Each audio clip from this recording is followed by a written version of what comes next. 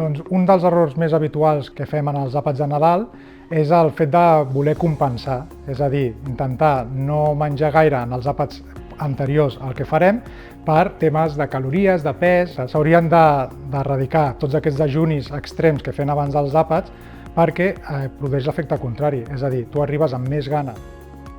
El consell per gaudir d'aquests àpats hauria de ser menjar el que s'ofereix a la taula, no estem per fer cap restricció, bàsicament tenir una mica de consciència amb el que mengem, perquè és fàcil que no entenguem les senyals de gana i sacietat.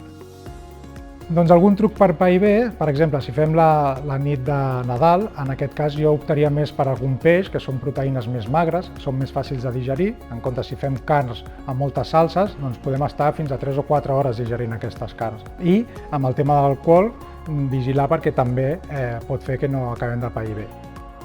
En el cas dels aperitius, acostumen a ser aperitius que són molt calòrics, embotits, patés. El recomanable seria fer alguna cosa més lleuger, tipus algunes verdures amb algun paté vegetal, hummus, paté d'albergínia, i així ens ajudaria a no arribar tan plens a l'àpat. I una altra cosa que es pot fer és agafar un platet i servir-nos aquells 3-4 pica-piques que més ens agradin, disfrutar-los i després ja poder gaudir de l'àpat complet.